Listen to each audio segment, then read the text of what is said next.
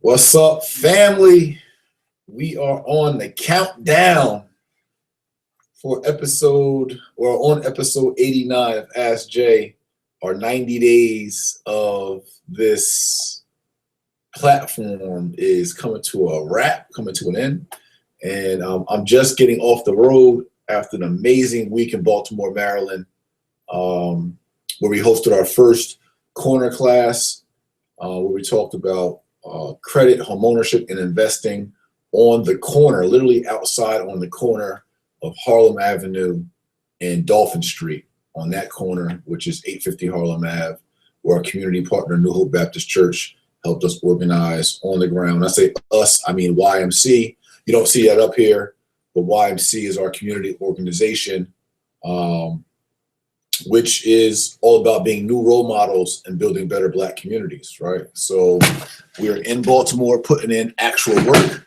And it was awesome. It was amazing. We had a turnout of, I think at its peak, about 70 or so people, all outside in the corner, 50-degree weather, learning real estate. It was therapeutic for me, one, to bring my vision to life, and it actually happened just how I saw my vision. So that was a blessing. As a visionary, there's those rare opportunities where you imagine something and it actually works out exactly how you imagined it. And through the hard work and dedication of my board and my team on the ground, and the people responding to the need to build a better Black community, build a new Black Wall Street, to build Black wealth, that response and the level of engagement and the fact that our people were intrigued and hungry, that people are hungry for the knowledge. So that just inspired me, and I spoke and I lectured for probably about 3 hours, a little over 3 hours, and it's just tons of information. There's tons that we have to. Anyway, it was awesome. We talked about it a little bit last night, but so now I'm back and ready. Again, I realized that I do work 7 days a week, probably on my light days, probably a total of about 8 hours a day on my light days, and probably at a max of 16 or 18 hours on most days, seriously, of legitimate, concentrated work and effort. And that's just what it takes. That's what we into. We into getting it done. And with Dr. Martin Luther King's birthday coming up tomorrow, I'm proud to be in this space, because I've been in different spaces where, I've been more selfish, less involved in the community, not following my calling, my purpose, not leading. And so for me to be really immersed and engaged in my purpose and allowing God has, and intentionally trying to be the greatest man, greatest young man, greatest leader, greatest king that I could be, and a role model that I could be, I'm proud to, in the spirit of Dr. King, that I could clearly and proudly say, not just part-time, not sometimes, not for PR campaigns, not donations or volunteer work here and there for the cameras or whatever, but I know within my heart of hearts and within my actions and my consistency that I am living the dream. I'm living Dr. King's dream every single day. And so, I'm happy with that. Like, I could say that, for all the frustration that we go through, and work that goes behind this, to be able to, we gotta have a higher standard for us, for ourselves. And Dr. King, great leaders like himself, Malcolm X, Marcus Garvey, Gandhi, even JFK. There's a lot of great leaders throughout the world, but great leaders like that set a certain standard, a certain bar that most people find so hard to achieve. They just give up. They don't even try. They just go into mediocrity. And, I like the fact that I'm pushing myself into greatness and allowing, again, God to use me and allowing me to use my gifts and channel my gifts. And it's something great, like not average, not mediocre. Like, I hope that my body of work one day will speak to me being and having affected many, many people, and me having been great during my time on earth. And so that's our motivation message of the day is, be great. Like, you don't have to be average. Like, you could actually put in the extra hours, the extra work, the extra reading, studying, sacrifice. And sacrifice is I think one of the biggest things into being great is like, I certainly could do a lot more chilling. I certainly could spend a lot more time with my daughters, a lot more time with my feet up, right? I certainly could do that and it not necessarily be a bad life or be a bad thing. And I could make money, and some people think that's great because you just made a lot of money, and I could just be cool and into, what clothes I could buy, what car I could drive. And I think that's just society's way of, pushing us into mediocrity. Like, because that ain't what life about. Like, you can have all the Bentleys you want. You're gonna just die with a bunch of Bentleys. Like, you have all the money you want. Yeah, you can pass it down, and family wealth is important, but how many people have you impacted? So yes, you could have impacted your immediate family. So you helped 13 people, right? You helped your mom, your dad, your sister, brother, right? That is great. That's good stuff. But what about helping 13,000 people, or 130,000 people, or 1.3 million people, or 13 million people? Like, why not be that great? And so as I was in Baltimore yesterday, and even after the corner class, right after reaching all those people within West Baltimore and people that drove in from other Philly and PA and Columbia, Maryland, and different areas, I then got on a conference call where I just pretty much locked down a 4-city regional tour with a big affiliation I'll mention later down the line. But I'm having a 4-city regional tour coming up, which is going to be pretty big. And so, I went right back to work, hour and a half conference call, sat down with some of my team, did some just digesting everything. But then when I went out to eat in Columbia, Maryland, I ran into like 3 people just in a restaurant who were like, yo, bro, I follow you, blah, blah, blah, or hey, yo, I just closed a deal because of you or whatever. And just seeing that I'm impacting people all over. Then I went to, which I shouldn't have done, I went to the casino, and I don't gamble for the most part. If I do, it's just like a couple dollars, right? But I don't even want to even gamble a couple dollars, right? I want to save all my money. But whatever, feeling good from the day, whatever the case is, I went and tried my little luck. Didn't win. So I should have kept that money. That could have been on a bill, a cell phone bill or something. I might not lose much, but still. But going to the casino, I'm going up the elevator, and it's the queen laying down on the bench. She like, yo, that's Jay Morrison. She like, King. She like, don't tell me that was really you in the corner today. And she had a whole dialogue with me. And, we Snapchatted together. It's on my Snap, Jay Mr.Real Estate.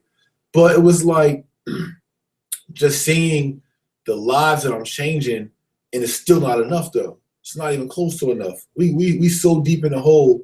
We need like 50,000 Jay Morrisons and more. But what I do love about the work that I'm doing is that I'm constantly searching and implementing what I feel are the solutions.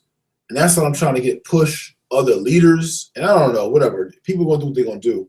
But it's about the solutions, man. Like, it's about, how do we actually move forward? Not this political panels and all this other kind of stuff. And the solutions is actually getting in work, educating the people, preparing our people, and getting us to have mindset shifts socially and economically. That's the bottom line.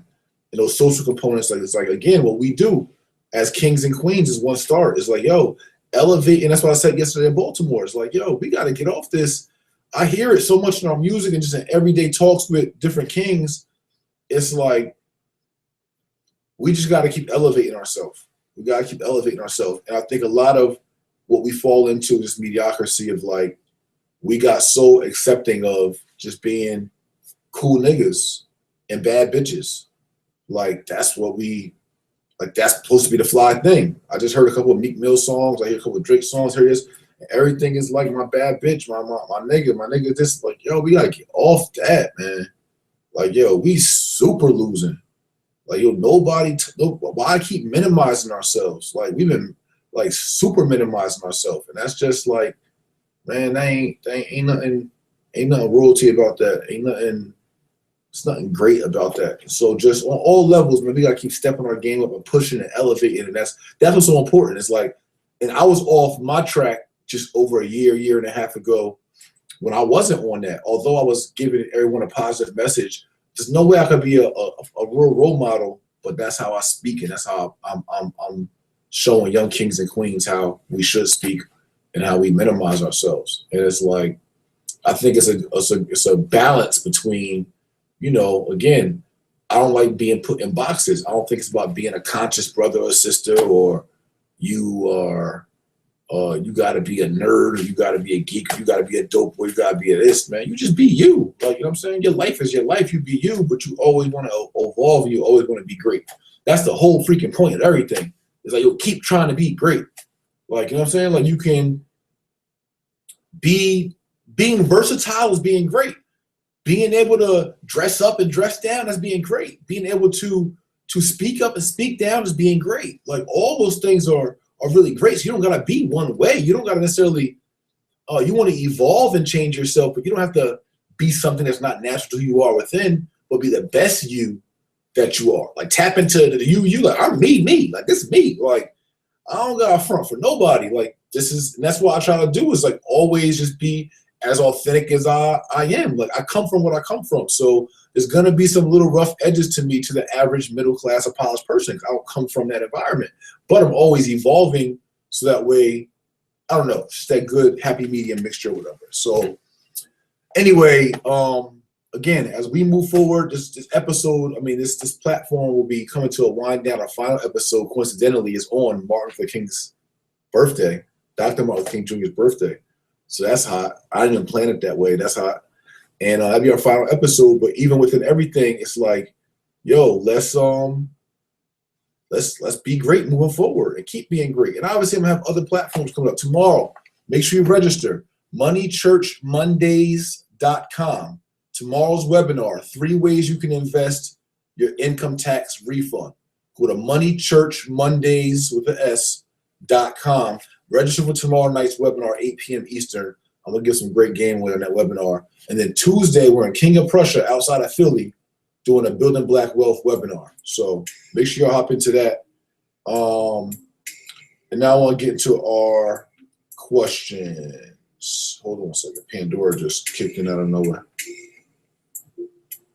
All right, so once again, thanks to Brandon J. Wigley, VP of Operations for J. Morrison Real Estate Partners, for sending our question and picking them out for us. Again, for anyone that wants one-on-one real estate consulting, coaching, like, hit us up at jmrepartners.com. And we did extend the Academy enrollment for an evening, and I'm going to be considering doing it moving forward, how we can keep the enrollment open, but I do still want to make sure everyone has a sense of urgency to take advantage of what we're offering, right? So, especially at the affordable tuition price that we're offering, like that right there is a burden on me, really, because I still got to pay my staff. So, I need everyone to really see the benefit and the blessing in which what we are offering, because you do not get the robust amount of mentorship and wealth education that we offer anywhere from anybody's platform that is as engaging as we are, and gives the amount of information that we give for the tuition price that we have. So I need people to appreciate that. But again, you have an opportunity to still enroll tonight at jmorrisonacademy.com. So our first question comes from YouTube, from Gene Frederick, asks, when wholesaling, how do you keep the seller from possibly being upset that you're making whatever the amount is off the deal? Well, I talk about this in our wholesaling course, in the residential real estate course. A seller shouldn't be upset. A seller won't be upset if you position a deal properly and you're simply contracting the property at the price the seller is happy with, because they need to get rid of the property or they want to sell. And once the seller signs a contract with you at the price they agreed to, that price typically they've agreed to. It means it's agreeable to them. So what you do after that shouldn't be a problem. And you're to position that conversation in that way to make sure they're comfortable with the number that you guys agreed upon. And once they're comfortable with that number that you agreed upon, you then can make the assignment adjustment or assignment fee to whatever you do within your group and within your buyers list. And, it's really just about how you position the conversation at the end of the day and getting that seller to understand for them not to be greedy, right? You're not there to count their money and they're not there to count your money. So you let them know I'm an investor and, I'll be, purchasing this property, either myself or one of my associates.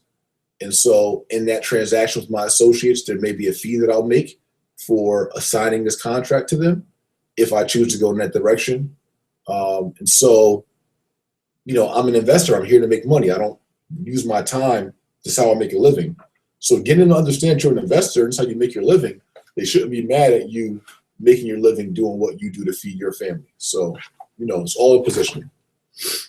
Then from YouTube, Jake Brogan asked, are there books that you have read that inspired you that you would recommend? Yes. Books that have really inspired me. I mean, I've read a lot of self-development books. But I want to say books that have actually inspired me. The Life and Lessons of Marcus Garvey was really inspirational. Seeing how much work Marcus Garvey put in, that really put me in overdrive. Like King went to work. Like Marcus Garvey owned so many businesses. He owned schools. He owned boats. He owned organizations. And that really inspired me. Like, oh, snap. Okay, I see. And that really got me on my A game for our people. He had a clear vision for our people. Something else that inspired me. I'm trying to think of what other book really inspired me.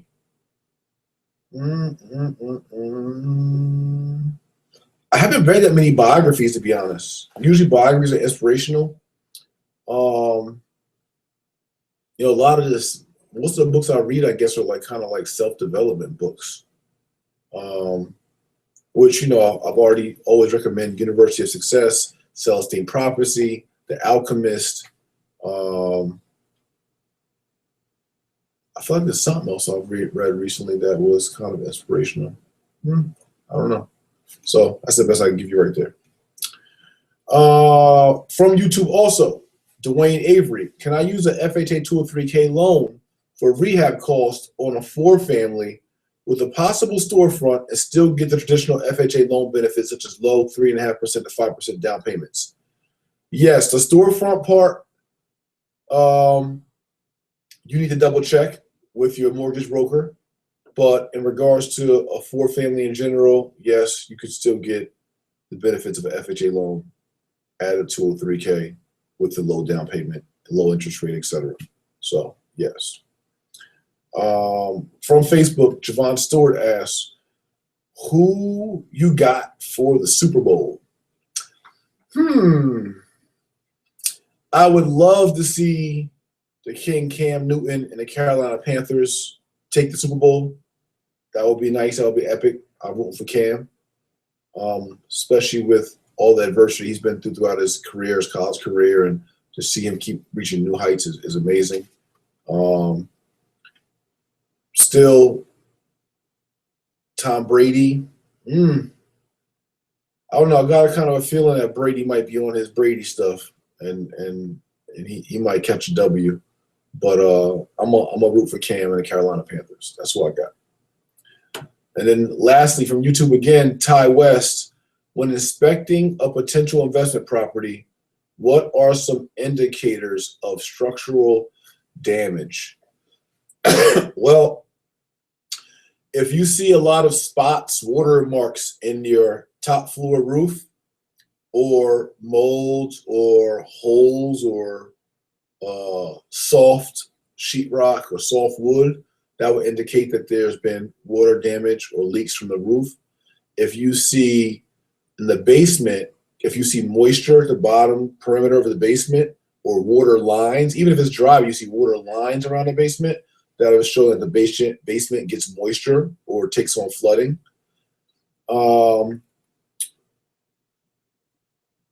If you see like little holes or damage to wood as well, it could show signs of termite. If you see black or a greenish black or gray mold, if you know what mold looks like in the bathrooms. I mean, you'll see that a little bit sometimes in the bathrooms because of moisture in general. But if you see heavy amounts of mold anywhere, I mean, that speaks to some of your structural kind of issues.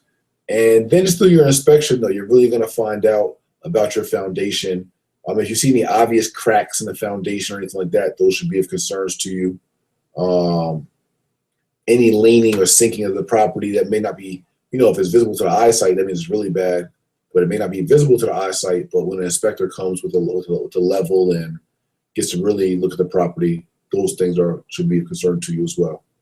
Any sinking of the property, or beams in the basement, or joist beams being bent, things like that are major concerns. So that's our 5. Again, we got one more left. I said like weeks ago, I was like, man, I can't wait till we get in the 80s. I can't wait till we get like 89. That's good. And I'm happy we're here. So it's been great rocking out with y'all. Make sure y'all follow me on Instagram at Mr. J Morrison, on Snapchat, J Mr. Real Estate. Make sure you like the Facebook fan page, J Mr. Real Estate Morrison. Like the video, share the video, subscribe to the channel still. We're gonna have more. I got some great videos coming out this week, actually. Some videos. One, the corner classes. I got that video coming out this week. Then I have some private coaching sessions with my coaching clients that we're going to put out some footage of that for you guys as well, and from our speaking engagement in Newark on our home buyer seminar. So I'm gonna have a lot of content coming out. So make sure you subscribe to the channel. Comment below. I'm out of here. I'm going to put my feet up. I'm going to watch Shameless tonight. One of my few enjoyments in regards to TV shows. And I'll holler at you guys tomorrow. Episode 90 is almost a wrap. Thank y'all for riding with me, man. Love y'all. Salute. Peace. YMC.